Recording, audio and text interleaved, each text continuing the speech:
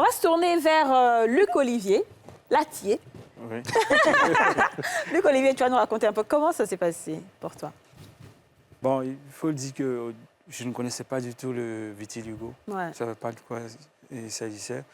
Jusqu'au jour où, un matin, en ce moment, j'étais encore en famille avec mon père. Un matin, on devait aller sur un chantier. Et il me regarde, il me dit, mais qu'est-ce que tu as aux lèvres? Parce que moi, j'étais pressé ce matin-là, je n'ai même pas regardé le miroir et tout ça. Et j'ai dit, il n'y a rien, tout va bien. Il dit, mais non, mais tes lèvres, tu as commencé à développer une maladie, quoi. Bon, on est allé. Le soir, quand on est rentré, je me suis présenté devant le miroir. Je regarde que les lèvres ont commencé à rougir de partout. Bon, je les rassure le lendemain. Bon, il n'y a rien, la santé, ça va. On continue. 2 semaines après, je vois qu'une tache commence à sortir sur le menton. Et après 1 semaine, des taches commencent à sortir sur l'avant-bras. Et là, Tu avais quel âge en ce moment? bon, là, j'étais dans les 35. Environ 35 ans. N'importe quel âge, vraiment. Ouais. Et là, je m'inquiète un peu. Mais côté santé, j'avais pas de bobo, j'avais rien. Ça. Je me sentais pas mal. Et puis, bon, dans l'inquiétude, je suis allé consulter. Mais là, c'était dans un centre médical. Tout de suite, le médecin m'a prescrit des examens, l'urine, le sang et tout ça. Le résultat, on a découvert un début de palu. Bon, La pitié, mais vraiment. on a les traité rapidement. On a fini de les traiter. Je reviens encore, les tâches continuent d'évoluer. Je reviens encore le voir. De là, il va me dire, ah, bon, ça doit être le vitiligo. Je dis, c'est quoi ça? Il dit, mais si c'est le vitiligo, ça ne se soigne pas. Aïe, aïe, aïe, aïe. Et aussi, ils ont des manières d'apprendre aussi. Ça, quel genre de docteur, ça? Non. 7 ans d'études. Nous, on est ici, on connaît un peu. Donc, bon, il dit, ah, ça ne se soigne pas. Donc, ça veut dire que ça va évoluer. Il dit, oui, c'est probable que ça évolue. Eh bien, c'est là, c'est à ce moment-là que je me rends compte qu'il y a quelque chose qui ne va pas. Bon, tout de suite, le gars m'a déjà dit que ça ne se soigne pas. Moi, je me dis, ça ne sert à rien d'aller voir encore un dermatologue et tout ça. Donc là, je commence moi-même mes petites recherches sur la maladie et que je découvre que, bon, il y a des gens qui ont la maladie sur la Terre et qui vivent avec. Donc, tout de suite, psychologiquement, comme on va dire, j'ai accepté de vivre avec. Bon, d'accord. Je veux juste revenir rapidement sur le docteur Bandama. Mais à quelle vitesse, en fait, cette maladie peut se propager? Parce que d'une tâche à une semaine à une autre, on passe à 10 tâches. Et comment on peut faire pour au moins ralentir son accélération, pour ne pas dire l'arrêter? Non, pas le glutathion. Bon. Généralement, lorsque ça débute et que la personne va rapidement voir le spécialiste, on peut agir là-dessus et puis ça n'ira pas vite. Ça, c'est des cas qui ont été constatés, ça a été vu. Mais la maladie, lorsqu'elle se déclenche et puis on ne fait pas grand-chose, donc elle va évoluer de façon progressive. Oui. Donc ça peut prendre des semaines, des mois, des années et puis se stabiliser au bout de quelques années. Il y a des gens, par exemple ici en Côte d'Ivoire, il y a une étude qui a été menée par l'un de nos patrons qui a montré que la majorité des personnes qui avaient le vitiligo, ça évoluait depuis 15 ans. En moyenne. Ils ne se rendaient pas compte, peut-être. Voilà. Non, ils se rendaient compte, mais ça ne faisait que progresser. Donc, jusqu'à ce qu'on puisse vraiment mettre le doigt là-dessus. Voilà, la moyenne, c'était 15 ans. Mais si on traite une tâche, rapidement, si on traite une tâche... Donc, comme je disais, quand c'est récent, c'est actif, on agit là-dessus et puis ça peut ne pas aller plus loin. Et ceux qui ont ça, et puis ça vient après dans le dos, tout ça là. Donc, si on traite là, ça stoppe l'autre côté ou bien? Non, c'est pas comme si on agit sur une tâche, ça va. C'est pas relié, c'est pas des réseaux. Donc, on agit sur chaque...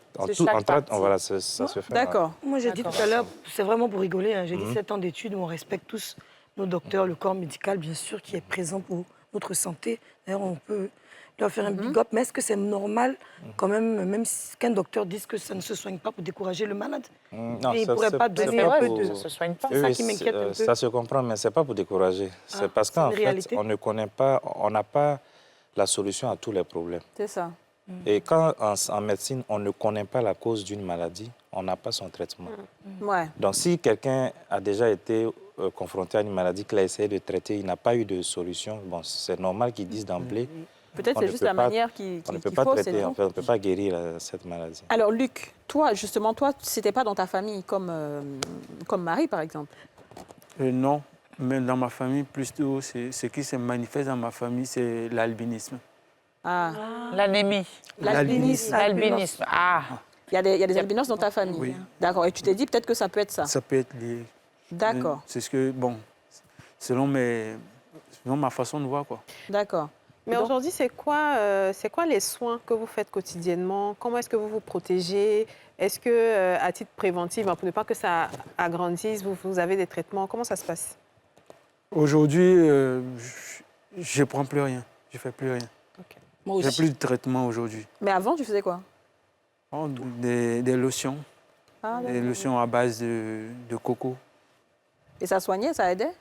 Ouais, ça soulageait parfois. Mais quand Parce tu que dis là, soulager, j'avais des taches sur le visage. ok, J'avais des taches sur le visage, mais c'est parti. C'est parti. c'est parti après que j'ai arrêté les traitements, mais les lotions. Ah bon? Pendant que tu faisais les lotions, ça ne partait C'était pas. ça, il y avait... D'accord. Maintenant, c'est quoi la sensation quand le blanchiment apparaît? Est-ce que ça gratte? Est-ce que c'est... Ou on se lève le matin, on voit juste ça ne démange pas, il n'y a rien? Ça ne- Il n'y a rien. Bon, seulement, moi, à mon niveau, quand je suis exposé au soleil, là, ça devient tout rouge. Ah. Et peut-être que... D'accord. On voit comment tu étais quand tu avais les taches ça, sur le c'est- visage. Et là, Je c'est crois que parti. c'est l'année passée. Ça, c'est l'année passée? Oui.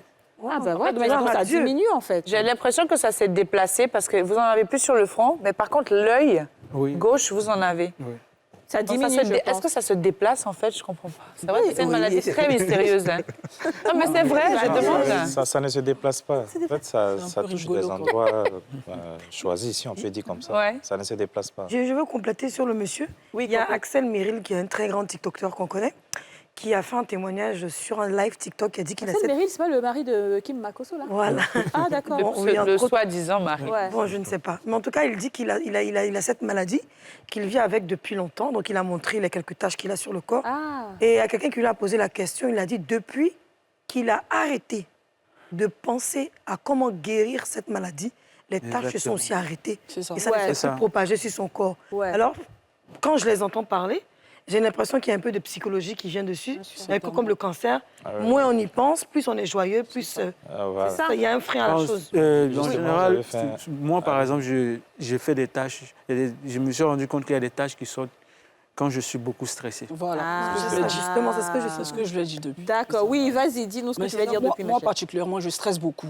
OK. Donc, j'évite de stresser au maximum et ça marche. Parce que, oui, Ouais, c'est ce qu'il a dit. ça marche. Quand j'arrête de stresser pour rien, ça fait que les tâches ne s'accentuent pas, en fait. Mais ça ne diminue pas non plus. Ça diminue pas, mais ça n'augmente pas. Pas. D'accord. OK. Oui, justement, parce que le stress, il est capable de provoquer beaucoup de maladies. Ouais.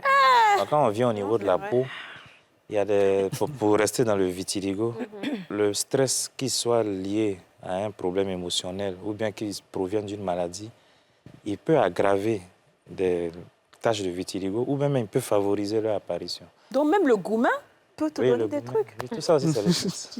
Est-ce que ça peut engendrer d'autres maladies?